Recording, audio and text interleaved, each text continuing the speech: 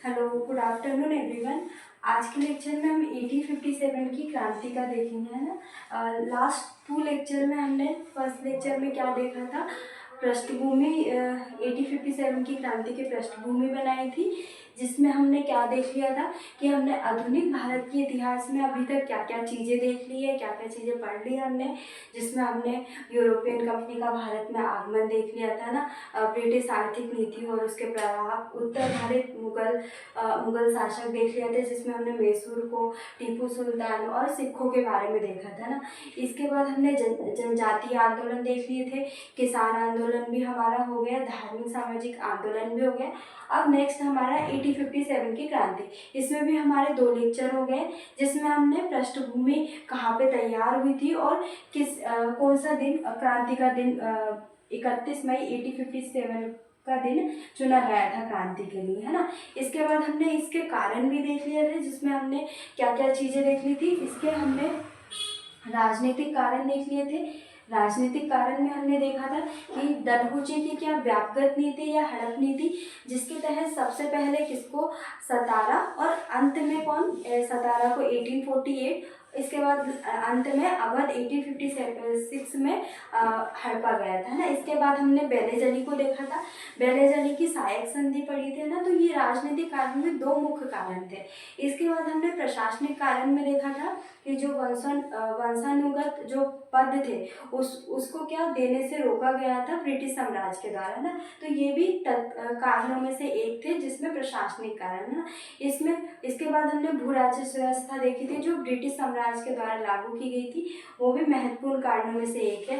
इसके बाद हमने धार्मिक और सामाजिक आंदोलन देखे थे, जिसमें हमने 4 अधिनियम पढ़े थे, जिसमें 1813 के चार्टर अधिनियम के तहत क्या, जो ईसाई मिशनरी को भारत में धर्म प्रचार की क्या अनुमति दी गई थी, है ना।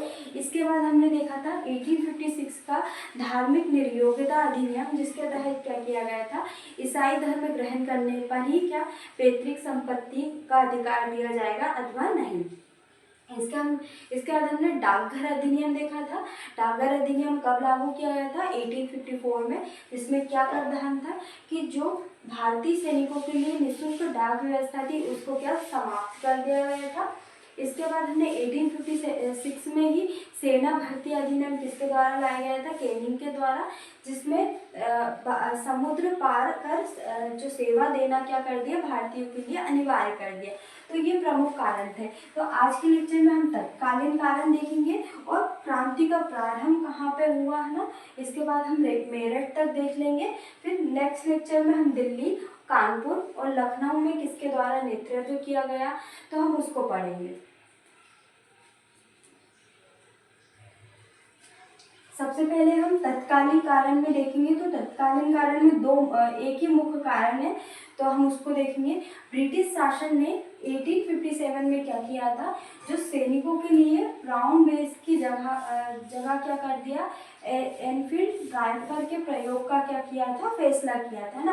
तो यही एक तत्कालीन कारण में से प्रमुख कारण है और महत्वपूर्ण कारण है। और इसमें क्या किया था, जो एनफील्ड राइफल है उसके प्रयोग करने से पूर्व क्या करना पड़ता था, जो कारतूस है, कारतूस को क्या, वो जो कारतूस के ऊपर वाला भाग है उसको मुंह से खींचना पड़ता था। क्या करना था, जो कारतूस लगे थे उसके ऊपरी भाग को मुंह से खींचना पड़ता था।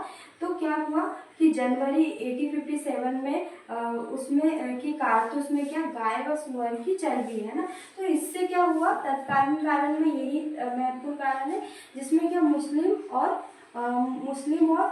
हिंदू धर्म में क्या, हिंदू धर्म की जो आस्था है उसको आघात हुआ। तो क्या तत्कालीन कारण में ये मुख्य कारण है, और इसी कारण से क्या 1857 की क्रांति हुई थी ना। हम देखेंगे अब इसमें कि प्रारंभ कहाँ से हुआ था। तो 1857 की क्रांति का दिन क्या रखा था, 31 मई 1857, और उससे पहले ही ये कब प्रारंभ हो गई थी, तो 29 मार्च को। कब हो गई थी, 29 मार्च 1857 को ही ये प्रारंभ हो गई थी। कहाँ से, तो 34वीं रेजिमेंट बैरकपुर के जो सैनिक हैं, कौन सी रेजिमेंट, तो आपको ये प्री में पूछ सकते हैं। तो 34वीं रेजिमेंट बैरकपुर के सैनिक मंगल पांडे ने क्या किया था, विद्रोह किया था। किसने, मंगल पांडे ने विद्रोह की शुरुआत की थी और उसके तहत क्या किया जाता है, जो लेफ्टिनेंट बाग है, लेफ्टिनेंट बाग और मेजर सर्जेंट हुरोस की क्या कर दी थी, मुर्शिदाबाद में क्या गोली मार के हत्या कर दी थी। तो क्या ये 1857 की क्रांति की शुरुआत किसके द्वारा की गई थी, मंगल पांडे के द्वारा। और कब की गई थी, 29 मार्च 1857 को की गई थी।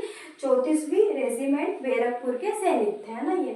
इसके बाद हम देखेंगे कि जो मंगल पांडे है उनको फांसी कब दी गई थी, तो 8 अप्रैल 1857 को क्या फांसी दी गई थी।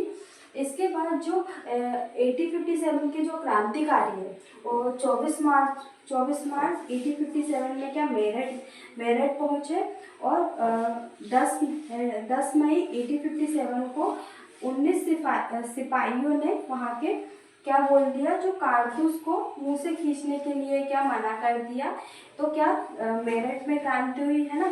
इसके बाद हम देखेंगे कि मेरठ के जो क्रांतिकारी वो कहाँ पे पहुँच गए थे, दिल्ली पहुँच गए थे। तो दिल्ली में क्या हुआ, क्रांति की शुरुआत हुई, है ना। तो प्रारंभ में कहाँ पे हुई, बैरकपुर 34वीं रेजिमेंट बैरकपुर में किसने प्रारंभ की थी, तो मंगल पांडे ने। कब हुई थी, 29 मार्च 1857 में। और वहाँ पे क्या हुआ था, लेफ्टिनेंट बाग और मेजर सर्जेंट हुरोस की क्या हुई थी, गोली मारकर क्या की थी, हत्या की थी, है ना। तो आज के लेक्चर में बस हम इतनी ही चीज़ें देखी हैं। तत्कालीन कारण देख लिया हमने, प्रारंभ देख लिया और मेरठ का देख लिया, और दिल्ली में कब क्रांति की शुरुआत हुई, तो 12 मई 1857 को हुई, है ना। इसके बाद हम नेक्स्ट लेक्चर में हम दिल्ली, कानपुर, लखनऊ और जो झांसी है, ग्वालियर में कहाँ कहाँ पे हुई और असफलता के कारण देखेंगे। तो हमारे 2 से 3 लेक्चर में 1857 की क्रांति कंप्लीट हो जाएगी।